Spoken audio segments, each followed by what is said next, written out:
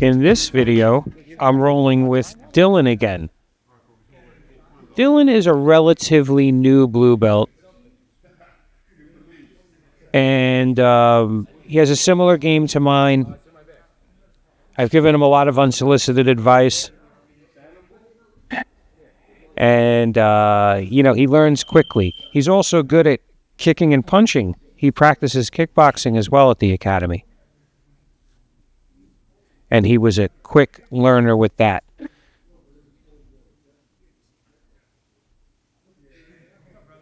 So here I'm showing him the importance of grip and how easily you could sweep someone over when you could control their base, right? He can't put his arm out to base because I have a 2-on-1 grip on that arm. It also works well if someone grabs my collar, because once they occupy that arm, I'm looking to sweep in that direction.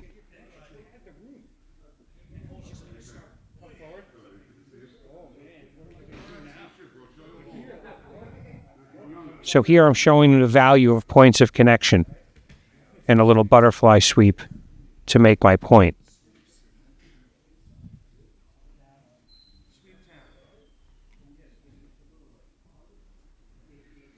Without points of connection, your partner can run all around you, jump all over you. You'll have zero control.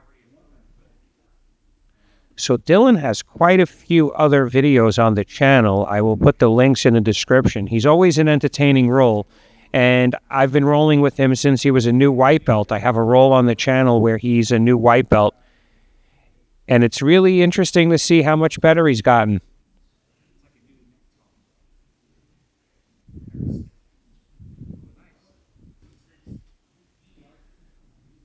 There's a lot of mistakes that other people make that Dylan doesn't make.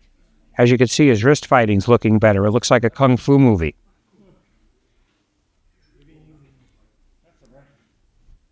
There I was looking to pull out his leg.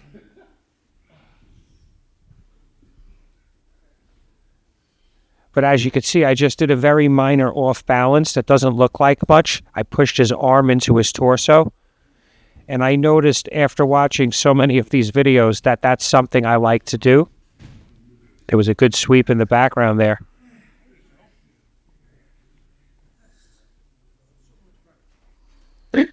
So I'm kind of letting Dylan get his points of connection. I'm allowing it. I'm allowing the weave. Normally I would keep my elbow and knee glued together so he could never really get that leg in. And I could be wrong about this, but I feel like Spider Guard is a newer guard in the sense that it came around about 15 years ago.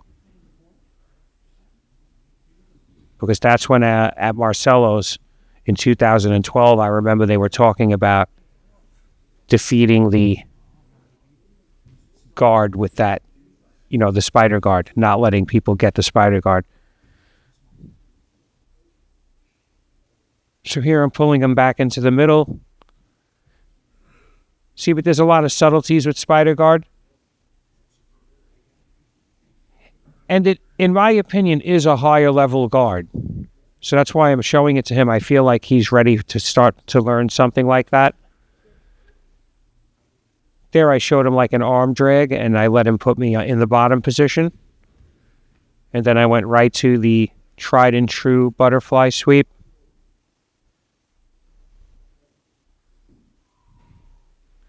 I love that sweep.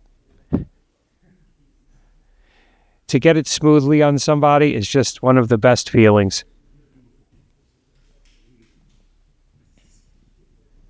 Also, when I've rolled with Marcelo, if you let him get any butterfly guard near you, you end up going for a ride with that butterfly sweep. And sometimes you could go for a vertical ride, like when the seals are feeding and they throw it up in the air, or the whales. They use the seal as a piñata. Well, that's a similar feeling, because you could really get upended.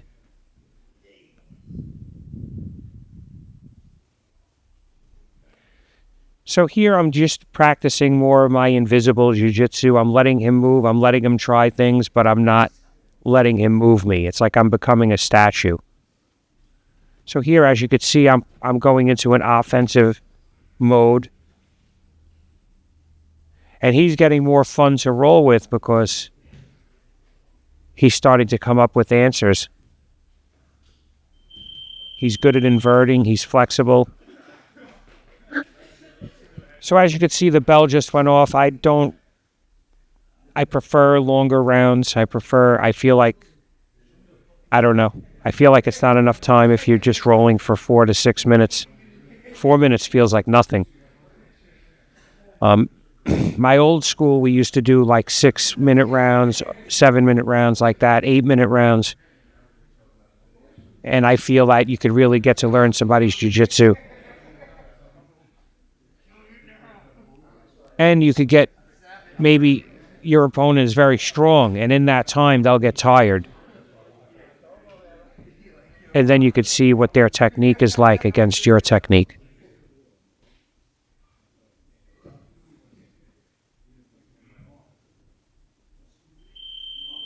So there's a lot of familiar faces in the background. I've rolled with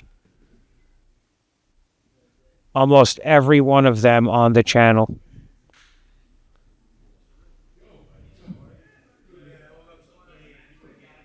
You got Yusuf, you got Mike, Zach.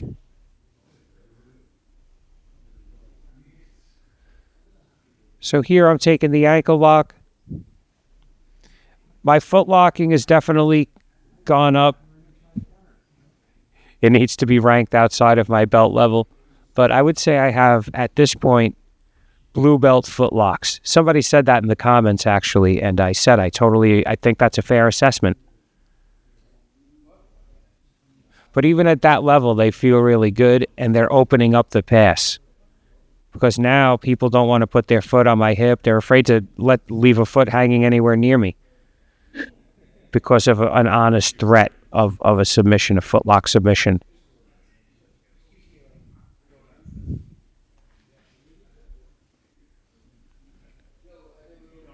So there I tried to do like a leg drag.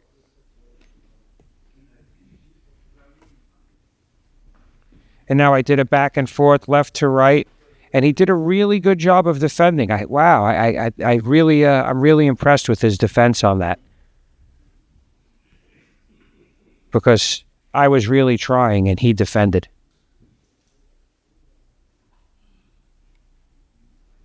Good for Dylan.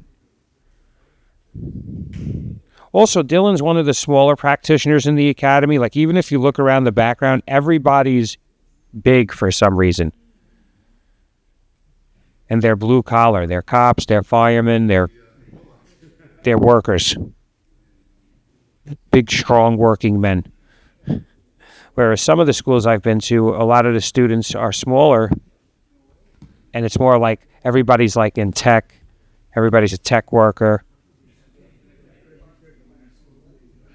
So there I just passed his guard. I like this position. This is probably my favorite side control position. There he tried to bench press me off. I tried to switch it into the step over arm bar, and then I did the step over arm bar wrist lock.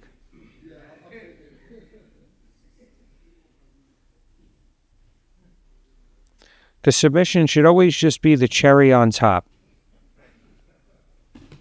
You shouldn't be jumping around, grunting when you put on a submission. It should already be where your opponent is so isolated that when you put the submission on, it's just like turning a button. So there I got him with the Ioki lock. I actually worked with him on that today at the academy. So I'm trying to do more gi rounds because people keep asking for gi. My schedule allows 2 no-gi and 1 gi class per week. But lately I've been doing 2 no-gi and 2 gi. So I think this is a Sunday open mat. Saturday open mat's no-gi, Sunday open mat's gi.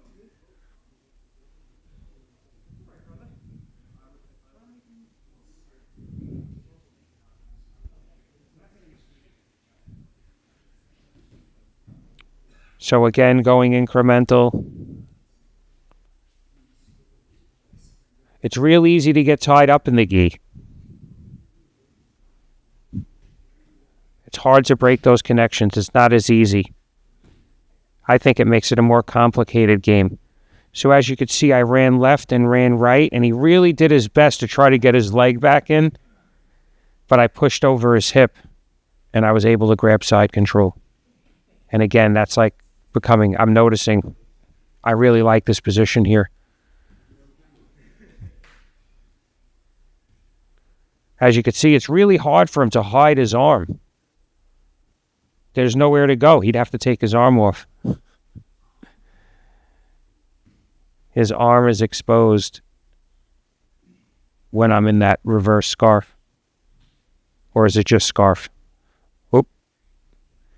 He did a big hip bump there. Dylan might be smaller than a lot of the guys, but he's very strong, especially for his size. So there he's blocking. He's trying to block the mount by crossing his legs.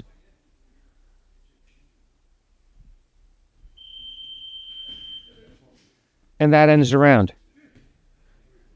So if you find value in my content, you want to help support the channel, I have an X-Marshal link in the description. Use code Jits over 50. Anything on there is 15% off, or you could just buy me a coffee. Thank you for watching. Please like, share, and if you haven't already, subscribe.